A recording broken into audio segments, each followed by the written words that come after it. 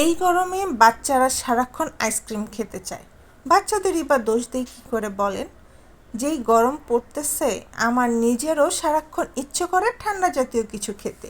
আর ice cream আমারও কিন্তু খুবই পছন্দের একটা খাবার। আসসালামু আলাইকুম, কেমন আছেন সবাই? বাচ্চারা যেহেতু আইসক্রিম খেতে চায়, তাই প্রতিদিন তো আর বাহির থেকে এত টাকা খরচ করে আইসক্রিম কেনা সম্ভব না। তাই চিন্তাই করলাম যে বাসায়ই আইসক্রিম বানিয়ে ফেলি। যেহেতু এখন পাকা আমের সিজন, তাই ভাবলাম যে ম্যাঙ্গো আইসক্রিম তৈরি করি। আমি দুটো আম্রপালি আম ভালো করে হাতে চেটকে নিয়েছি, তারপরে ব্লেন্ড করে নিয়েছি। আপনার যদি মনে হয় আমে আঁশ আছে, তাহলে আপনারা ব্লেন্ড করার পর চেলে নিতে পারেন।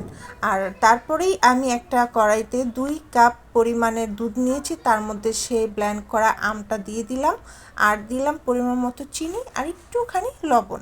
মিষ্টি জাতীয় যে কোনো খাবারে লবণটা আমার খুবই ভালো লাগে, লবণটা আমি দেই। আপনারা যদি মনে করেন যে এটা স্কিপ করবেন, করতে পারবেন।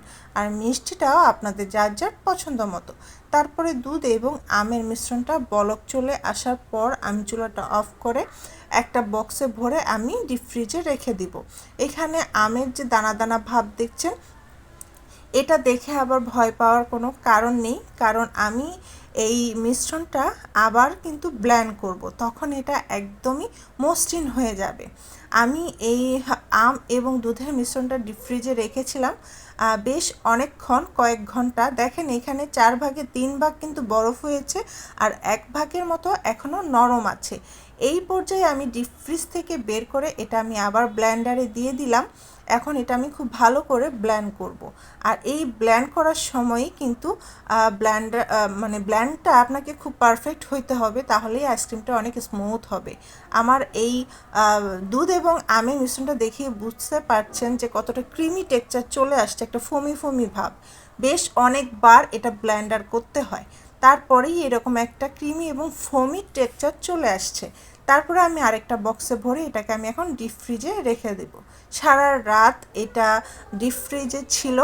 পরদিন আমি দুপুরবেলা এই আমের আইসক্রিমটা, ম্যাঙ্গো আইসক্রিমটা বের করে নিয়েছি খাওয়ার জন্য। আমি আপনাদেরকে একটুখানি দেখিয়ে দিচ্ছি যে কতটা পারফেক্ট হয়েছে আমার এই ম্যাঙ্গো আইসক্রিমটা।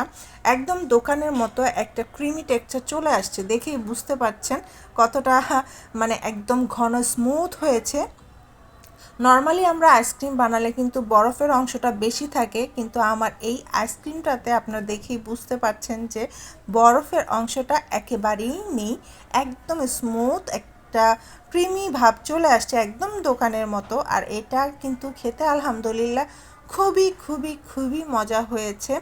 আর আমার এই আইসক্রিম বানানো দেখে আমার বাচ্চারা তো ভীষণ খুশি, কারণ ওরা আইসক্রিম খুবই পছন্দ করে।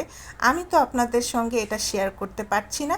আপনারা অবশ্যই বাসায় একবার হলেও ট্রাই করবেন। আশা করছি আপনার পরিবারের সবাইও আপনার প্রশংসা করতে বাধ্য হবে একবার এই আমের এই আইসক্রিমটা খেলে। তো আজকের ভিডিওটি এখানেই শেষ। আল্লাহ হাফেজ।